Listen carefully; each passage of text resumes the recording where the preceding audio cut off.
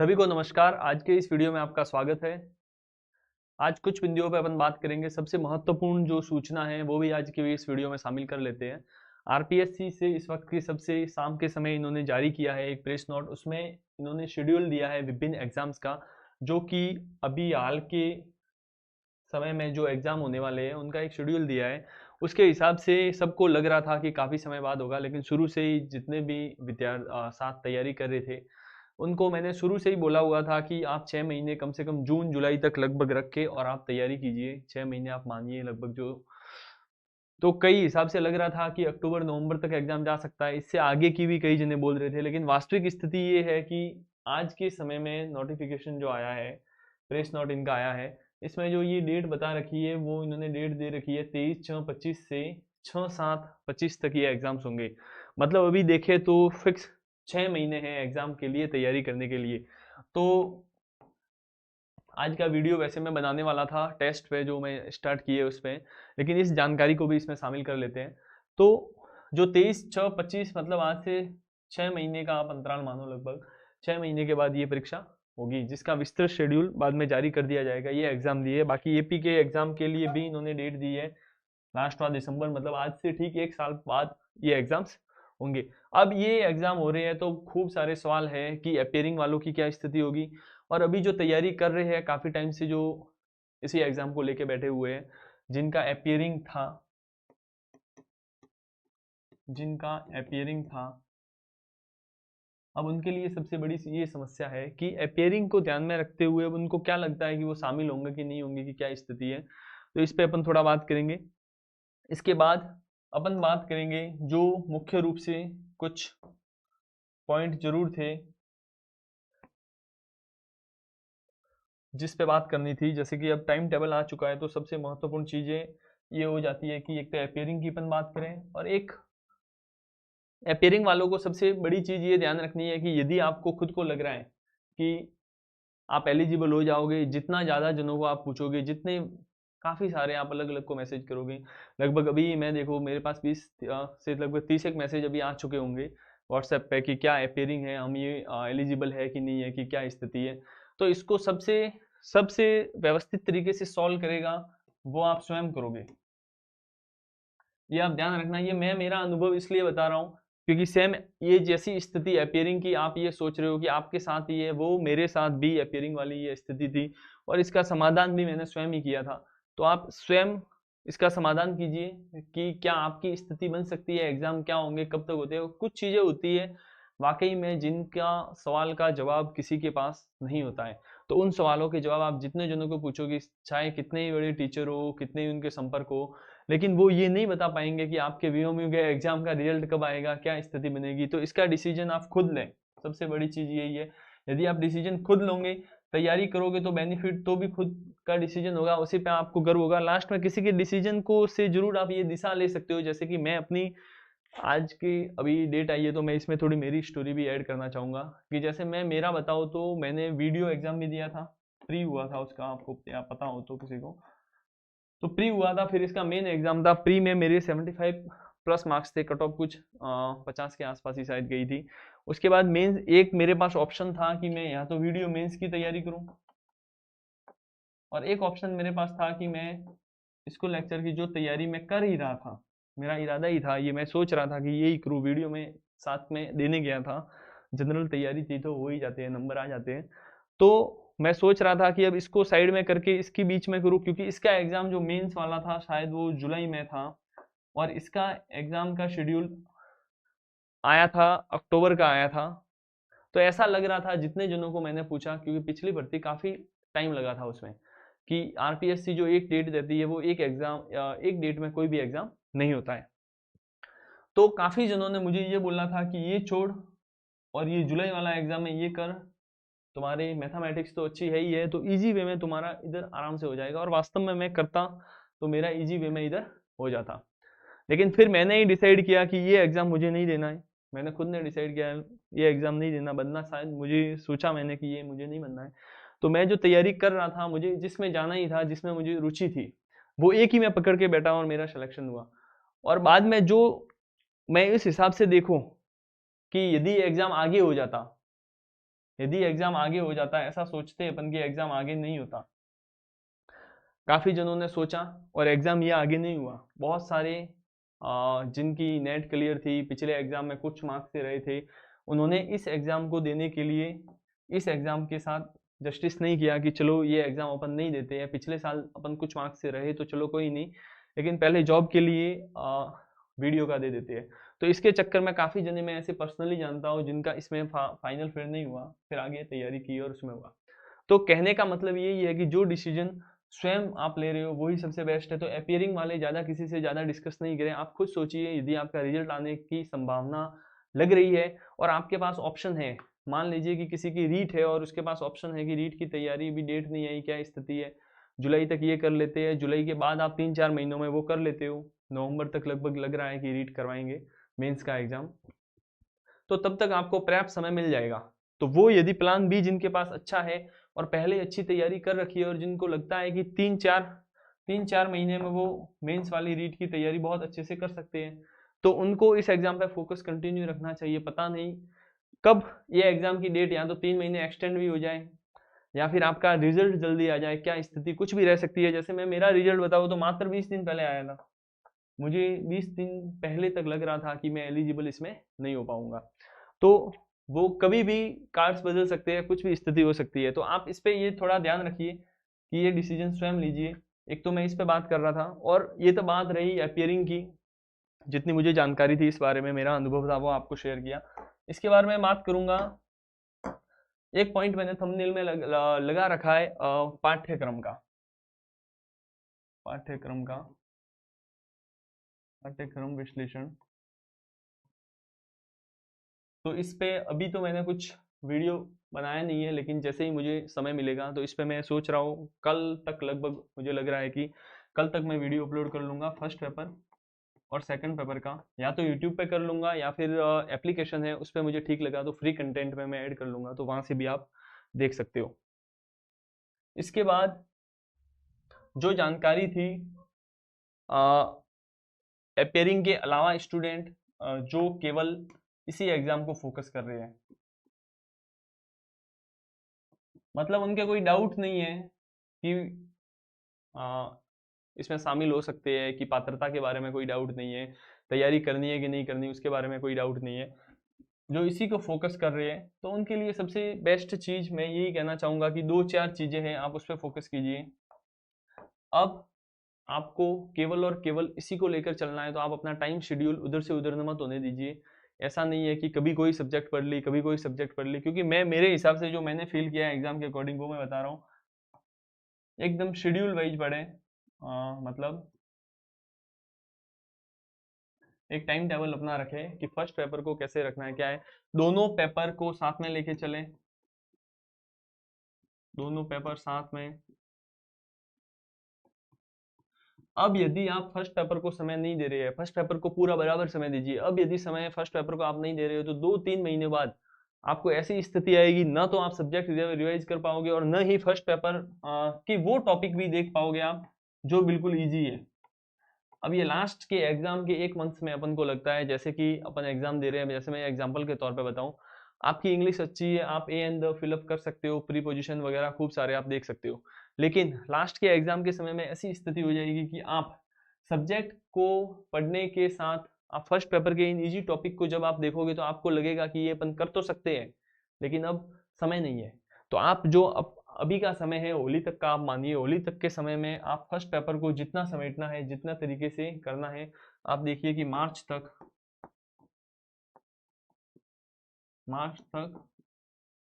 प्रथम प्रश्न पत्र को पूरा कीजिए। आप ये टारगेट लीजिए कि फर्स्ट पेपर है उसको पूरा कीजिए, बहुत अच्छे तरीके से पूरा कीजिए फर्स्ट पेपर को। यदि आप अभी पूरा नहीं कर पा रहे हो, काफ़ी सिलेबस के टॉपिक बाकी है, तो आप नहीं कर पाओगे। तो इसमें स्थिति ये है कि अब समय के साथ आपको पाबंद होना पड़ेगा, समय के साथ में आपको लेके चलना पड़ेगा कि क्या स्थिति आपके कोई भी पोर्शन इसमें बाकी नहीं रहे।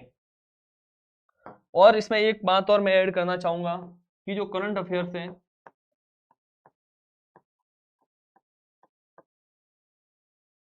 ये जो मैं पॉइंट लिख रहा हूँ पूरे मेरे अनुभव के आधार पर बता रहा हूँ, तो आप इसमें से मुझे लगता है कि सब फॉलो करने योग्य है। इसमें कोई ऐसा नहीं है कि किसी के नहीं के फर्स्ट पेपर पूरा नहीं करना है तो वो लास्ट में 40% है तो वैसे ही इसमें रह जाएंगे। तो करंट अफेयर्स जो है, तो करंट अफेयर्स के लिए आपको अभी से स्टार्ट करना है कि पिछले 1 साल तक, मतलब आप जुलाई से लीजिए, जुलाई से मंथली जो मैगजीन्स हैं वो व्यवस्थित तरीके से पढ़ना स्टार्ट कीजिए, क्योंकि लास्ट में जो वार्षिकांक निकालते हैं एग्जाम ओरिएंटेड, कई पब्लिकेशन होते हैं वो क्या करते हैं कि एग्जाम ओरिएंटेड बुकलेट निकाल लेते हैं कि पूरे 1 साल का करंट अफेयर्स, फिर वास्तव में देखें तो वो बुकलेट हो जाती है 200 पेज की, कम से कम 200 पेज की जो बुकलेट हो जाती है उसको आपको पढ़ना और उसमें से फैक्ट्स को याद करना बहुत ही टफ काम होता है। तो आपको सबसे बेटर मुझे ऐसा लगता है कि आप मंथली बुकलेट है ना वो अच्छे से पढ़िए। जैसे कि मैंने कॉस्मोस करंट अफेयर्स की पढ़ी थी, वो काफ़ी अच्छा करंट अफेयर था उनका, तो वो कॉस्मोस का पढ़ा था, अच्छा था। उसमें मूमल क्रोनोलॉजी वगैरह ऐड ही थी, या फिर आप मूमल या क्रोनोलॉजी जो पढ़ रहे हो तो वो बुकलेट कोई भी एक, तो मैंने उस वो बुकलेट इसलिए ही पढ़ी थी करंट की क्योंकि उसमें दोनों मिक्स में था, ठीक था। तो इतने पेज की वो बड़ी वाली आप नहीं पढ़ सकते, इसलिए आप मंथली लाए, मासिक अभी से पढ़ना स्टार्ट कीजिए।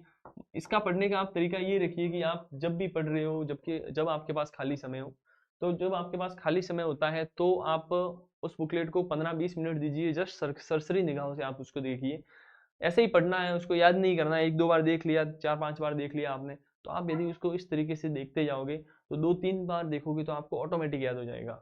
डेली यदि 15-20 मिनट, 2 दिन में 15-20 मिनट यदि आप देख रहे हो तो आपके जो 20-25 पेज की जो बुकलेट 20 एक पेज की आती है मंथली, मुश्किल से 20 पेज, तो 20 पेज की आप 15 मिनट में पढ़ लोगे। अब ऐसी स्थिति आएगी कि ये बुकलेट आपके पास जैसे कि 7-8 जमा होगी, तो आप अल्टरनेट 3 दिन में उनके राउंड निकाल सकते हो। एक दिन 2 पढ़ ली, दूसरे दिन 2-3 पढ़ ली, तीसरे दिन 3-4 पढ़ ली, तो उसी तरीके से 3 दिन में आपका पूरा करंट अफेयर्स रिवीजन हो रहा है। वो भी उसको कोई अलग टाइम देने का आवश्यकता नहीं है, वो ही 20 मिनट लास्ट के समय के। और जब आप ये ईयरली वाला पूरा सिस्टम लेकर बैठोगे, जब 2 महीने उसमें, तब आपके कई जनों के फर्स्ट पेपर जो है उसका कुछ सिलेबस बाकी रहेगा कि ये टॉपिक बाकी है, मैनेजमेंट के बाकी है, टेस्ट को भी आपको मैनेज करना पड़ेगा। जैसे कि लास्ट में अपन देखें कि केवल आपको सिलेबस को नहीं देना है, कई जने टेस्ट पेपर जैसे देंगे तो टेस्ट पेपर को भी मैनेज करना पड़ेगा, उसमें भी 3-4 घंटे आपके एक्स्ट्रा लगेंगे। उससे आपका जो शेड्यूल आपने सोचा हुआ होगा, जो शेड्यूल आपने सोचा है कि इतने घंटे में ये पढ़ना है, वो भी डिस्टर्ब होगा लास्ट में। कारण कि आपने सुबह जैसे कि एक टेस्ट लगाया, 9 बजे का आपने टेस्ट लगाया, तो 9 बजे के टेस्ट में आप सोच रहे हैं कि 2 घंटे टेस्ट दिया, 2-2.5 घंटे तक 12 बज गए, फिर आप उसको एनालिसिस करने में 1-2 घंटे और जाएंगे, फिर आप उसको टेस्ट पेपर को, आधा दिन आपका उसमें ऐसे ही चला जाएगा। फिर आपको सब्जेक्ट भी पढ़ना है, फर्स्ट पेपर भी पढ़ना है, तो ये मैनेज नहीं हो पाएगा इसमें, तो इसलिए टेस्ट पेपर भी समय आपका कंज्यूम करेंगे। फिर आपको करंट भी पढ़ना है, लास्ट में वो बड़ी बुक लाऊंगे, लास्ट में करंट भी पढ़ना है, फिर वो मैनेज नहीं होगा, इसलिए करंट के लिए मैंने जो ये आपको टेक्निक बताई है मेरे हिसाब से ये बेस्ट है। तो आप इसको फॉलो कीजिए, करंट के लिए सबसे बेस्ट है। बाकी फर्स्ट पेपर को पूरा करने का जो मैंने बताया आप उसको पूरा कीजिए। इसके अलावा अपन देखें,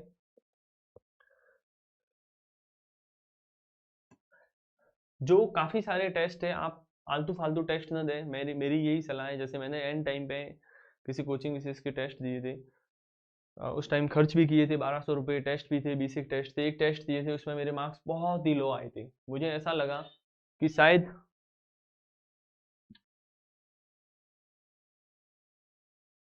मुझे ऐसा लगा कि शायद ये टेस्ट पेपर में मेरे मार्क्स कम आए हैं तो आगे भी इसमें कम आएंगे या क्या स्थिति रहेगी। तो इन टेस्ट पेपर को मैंने स्किप कर दिया, वो 1200 के पीछे मैंने नहीं देखा और मैंने कंटिन्यू जो पढ़ाई कर रहा था वही रहा। तो आप ऐसे वैसे टेस्ट न दें जिनका कोई मानक नहीं है। मैंने भी टेस्ट स्टार्ट किए हैं, तो आप वो भी देख सकते हो। यदि आपको वो भी अच्छे नहीं लगे तो बिल्कुल स्किप कीजिए। आप कोई भी चीज़ है किसी भी टीचर की यदि आपको ठीक नहीं लग रही है, आपने परचेज की है, तो आप उसको तभी का तभी स्किप कीजिए। ऐसे नहीं कि वो क्वेश्चन देखने ही जरूरी है, आप खुद एक बार डिसाइड कीजिए कि आपको ठीक लग रहा है तो वो आप उसके साथ आगे बढ़िए, नहीं तो जो आप पढ़ रहे हो उसमें कोई डाउट नहीं रहना चाहिए। और अभी आपको एक चीज़ और ध्यान रखनी है, कंटेंट आपका फिक्स कर दीजिए। अब ऐसा नहीं होना चाहिए कि इधर उधर भाग रहे हो और वो पढ़ रहा है तो दूसरा लाइब्रेरी में तीसरे के पास, लास्ट तक आपको ये इच्छा रहेगी। क्योंकि मैं भी एकदम फ्रेशर ही हूँ, कोई ज़्यादा समय नहीं हुआ, जैसा ऐसे लगता है कुछ समय पहले ही एग्ज़ाम दिया है और वास्तव में दिया भी है कुछ समय, ज़्यादा कोई समय नहीं हुआ। तो कंटेंट आप फिक्स कीजिए। अभी आपको ऐसा लास्ट तक आपकी ये इच्छा रहेगी कि किसी के पास दूसरी किताब देखी तो अपन उसी किताब को वापस देखें। तो ऐसा जरूरी नहीं है, आजकल ई रूप में भी ई PDF वगैरह मिल जाती है, तो आप उसमें देख सकते हो कि आपके यदि कंटेंट से बहुत ज़्यादा डिफरेंट है यार, आपको लग रहा है कि काम की चीज़ें हैं, तो वो किताब उसमें आपके जो आपने बनाया है कि कंटेंट ये है उसमें शामिल कीजिए। बाकी आप उसमें से कुछ काम की चीज़ें है वही PDF से लिख के आप उसको साइड में रख दीजिए। तो जितना सीमित रखोगे आप उतना फायदा रखेगा। कंटेंट लास्ट तक आप उधर उधर भटकने का काम नहीं है कि आप ये सोच रहे हो कि अभी कंटेंट बदले या किसी को और करे, अभी आप कर लीजिए, अभी भी समय है, कोई ज़्यादा समय नहीं है, तो इसमें आप कर सकते हो। इसके अलावा काफ़ी सारे वो फर्जी तरीके के टेस्ट पेपर ज़्यादा ना दें, जिनके सॉल्यूशन हो प्रॉपर वे में कि हाँ सॉल्यूशन हो इसका ये होता है, वास्तव में आंसर नहीं, तो अपन एक क्वेश्चन के पीछे काफ़ी सारा समय खराब कर देते हैं। तो ये चीज़ ध्यान रखने की थी। इसके अलावा जो कोचिंग्स का है, काफ़ी सारे स्टूडेंट्स, अभी मेरे पास जस्ट 2 आवर्स पहले ही एक फ़ोन आया कि मुझे अभी ऑफलाइन कोचिंग ज्वाइन करनी चाहिए कि नहीं चाहिए। तो उनके लिए मैंने उनको भी यही जवाब दिया, और जो जिनके सवाल ये सेम है उसको भी मैं यही कहूँगा कि अभी आप कोचिंग ऑफलाइन वाले बैचेज है, आप यदि कोई क्रैश कोर्स वगैरह कुछ ऐसा हो रिवीजन का कि 2-3 महीनों में आपके समेट जाए और आपके फर्स्ट पेपर नहीं चल रहा हो, ऐसी स्थिति हो, तो आप ऑफलाइन के मामले में पढ़िए इस कोचिंग सेंटर में। बाकी यदि आप अभी करोगे तो लास्ट तक जाते जाते आपके सिलेबस तो पूरा हो जाएगा लेकिन आपके रिवीजन नहीं होगा। उससे बेटर ये है कि सिलेबस जितना है उस वो आप 5 बार खुद पढ़ के जाओ। यदि आप खुद पढ़ोगे तो लगभग समझ में भी आ जाएगा, और यूट्यूब पे भी काफ़ी अच्छे अच्छे टीचर्स के थोड़े शॉर्ट वीडियो देख के जहाँ आपको समझ में आ रहा है वहाँ आप देख सकते हो। तो किसी भी चीज़ को, लास्ट में इसके कहने का मतलब ये है कि अब कंटेंट कुछ भी हो लेकिन किसी भी चीज़ को अपने हिसाब से आप देखिए। यदि आपको लग रहा है कि ये क्लासेज अच्छी नहीं है तो वो आप स्किप कीजिए ऑनलाइन में भी, उसकी जगह कुछ दूसरा पढ़ लीजिए। यदि आपको लगता है कि आप करंट पढ़ रहे हैं, वो काम की चीज़ नहीं है, आपने बुक ला ली थी और आपको ठीक नहीं लग रही है दूसरी है, तो वो आप स्किप कीजिए और फिक्स कर लीजिए कि आपको वही पढ़ना है। नहीं तो एंड टाइम पे आप करोगे तो आप मैनेज नहीं कर पाओगे। तो आप कंटेंट फिक्स करना है, और जो काम की चीज़ें हैं वो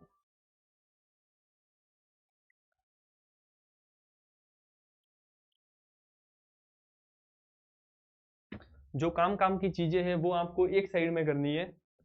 जो काम की चीज़ें हैं वो आपको एक साइड कर ली, कंटेंट आपने फिक्स कर लिया, और जो काफ़ी टीचर्स है उसकी यदि आपको अच्छी चीज़ लगती है तो वो आप एक साइड कर लीजिए, उनका वो पढ़ लिया, बाकी का वो पढ़ लिया। ऐसा ज़रूरी नहीं है कि आपने ऑनलाइन लिया हो तो सब वीडियोज़ देखने भी ज़रूरी है। ये मैं मेरे पर्सनल अनुभव बता रहा हूँ, क्योंकि मैंने केवल और केवल ज्योग्राफी को 6 महीने दिए थे। तो उसी की बदौलत हुआ कि जो काम की ज़रूरत थी वो मैंने खोल के देख ली, जो प्रिंट आउट निकालना था वो प्रिंट आउट निकाल लिया, जो किसी दूसरे सर का देखना था वो उसके देख लिए, जो किसी गाइड में से देखना था वो उसमें से हाईलाइट कर लिया, जो टेस्ट सीरीज किसी की अच्छी थी उनकी मैंने ऑनलाइन दे दी। तो कहने का मतलब ये है कि जो काम की चीज़ें हैं आपको उन्हीं को टारगेट करना है। तो आप ये लेकर चलिए, तो सबसे बेस्ट ये लगभग मुझे लगता है कि मैंने इस थंबनेल में जो भी सवाल शामिल किए थे इनके वीडियो मैं एप्लीकेशन पे अपलोड भी कर लूँगा। अब मैं जो जानकारी आपको देने वाला था टेस्ट सीरीज की, तो जो एक एप्लीकेशन है ओशियन एकेडमी, इस पे मैंने ये टेस्ट स्टार्ट किए। टोटल 20 टेस्ट होंगे, ऑनलाइन मोड में होंगे। ऑनलाइन मोड में होंगे, 11 टॉपिक वाइज टेस्ट होंगे, 5 यूनिट वाइज और 4 फुल लेंथ टेस्ट होंगे। तो आप इनको दे सकते हो। इसका पहला टेस्ट है वो 19 जनवरी को होगा इसी ओशियन एकेडमी ऑनलाइन प्लेटफॉर्म पे, जहाँ से आप इसको अटेम्प्ट कर सकते हैं इस टेस्ट को। तो ये वाला टेस्ट 19 जनवरी को आप इससे जुड़ सकते हो, बहुत ही शानदार टेस्ट होगा। मैंने इसको खुद समय देके, और इनकी व्याख्या, विस्तृत व्याख्या भी आपको मिलेगी 5-7 लाइन में जो भी इसकी व्याख्या होगी। तो उस तरीके से ये आप ज्वाइन कर सकते हो। ओशियन एकेडमी एप्लीकेशन है जिसका मैं लिंक डिस्क्रिप्शन में आपको उपलब्ध करवा लूँगा। इसका जो प्राइस हमने रखा है वो रखा है 149। इसके अलावा कुछ 10 रुपये प्लेटफॉर्म शुल्क आपके लगेगा, तो 149 इसका प्राइस रखा है हमने। और बाकी आप यकीन, आप जब टेस्ट 19 को दोगे तो आपको यकीन होगा कि जो आपको ऑनलाइन प्लेटफॉर्म पे टेस्ट 1200 या 1500 में उपलब्ध करवाए जा रहे हैं वो केवल और केवल 149 रुपये 149 में आपको उपलब्ध करवाए जा रहे हैं। तो आप यहाँ से ये परचेज कर सकते हो। इसका ये शेड्यूल है, ये भी एप्लीकेशन में मैंने डाल रखा है और टेलीग्राम ग्रुप में भी डाल रखा है। जैसे कि ये जियोमॉर्फोलॉजी के पॉइंट्स आ गए, ये क्लाइमेट के आ गए, ये ओशियन के आ गए। ऐसे कर करके ये टेस्ट लिए, पहला टेस्ट, दूसरा टेस्ट, तीसरा, तीसरे में इन दोनों का मिला के तीसरा टेस्ट लिया है। और क्वेश्चन है वो बार बार रिपीट नहीं हुए हैं, बहुत ही अलग तरीके से, और जो मानक पुस्तकें हैं उनको ध्यान में रख के बनाया गया, प्रीवियस ईयर को भी ध्यान में रखा है। तो इस तरीके के ये टेस्ट है, आगे का आप शेड्यूल देख सकते हो, और लास्ट में ये फुल लेंथ टेस्ट होंगे 4। तो इस तरीके से ये टेस्ट है जो आप साथ साथ, यदि इसके दो तो बेटर ही है, 19 तारीख तक आप अपना रिवीजन कर लें। ओशियन एकेडमी नाम से ऐप है, वो आप डाउनलोड कर लें, जिसका लिंक मैं कमेंट में पिन कर लूँगा। तो लगभग जो सब जानकारी थी वो मैंने आपको इसमें दे दी है। एग्ज़ाम डेट के बारे में जो आज इसका एग्ज़ाम डेट के बारे में जो आरपीएससी ने प्रेस नोट जारी किया है उसके बारे में अपन ने बात की है। तो इस प्रेस नोट के अलावा अपन ने देखा कि जो अपीयरिंग है उनको क्या डिसीजन लेना चाहिए, और जो कंटिन्यू इस पर लगे हुए हैं उनको किस तरीके से कौन कौन सी बातें ध्यान में रखनी है अभी के लिए। लगभग मुझे लगता है कि मैंने बहुत सारी चीज़ें बताई है, आप इस पर फोकस करोगे तो इसके अलावा कोई ऐसा सवाल नहीं है। यदि आपका हो तो आप कमेंट में कर दीजिए, बाकी अपीयरिंग का सवाल कमेंट करने की आवश्यकता ही नहीं है, क्योंकि अपीयरिंग का मैंने बता दिया है कि ये किसी के, आप ये एजम्पशन होता है कि रिजल्ट कब आए, क्या स्थिति बने। जैसे 20 दिन के बाद मेरा रिजल्ट आता तो मैं शायद उसमें शामिल नहीं हो पाता। ये चीज़ें बताई, इसके अलावा मैं टेस्ट सीरीज की जानकारी दी है, वो आप एप्लीकेशन से। बाकी पाठ्यचर्या के जो वीडियो है वो मैं कल सुबह तक, या फिर अभी शूट हुआ तो अभी करके, और एप्लीकेशन पे मैं अपलोड कर लूँगा, वहाँ पे भी वीडियो अपलोड करके मैं देखना चाहता हूँ कैसे चल रहा है। तो आप ये देख सकते हो। इसके अलावा लगभग सारे सवालों के मैंने जवाब दे दीजिए। इसके अलावा यदि आपका कोई सवाल हो तो आप कमेंट कर दीजिए। धन्यवाद।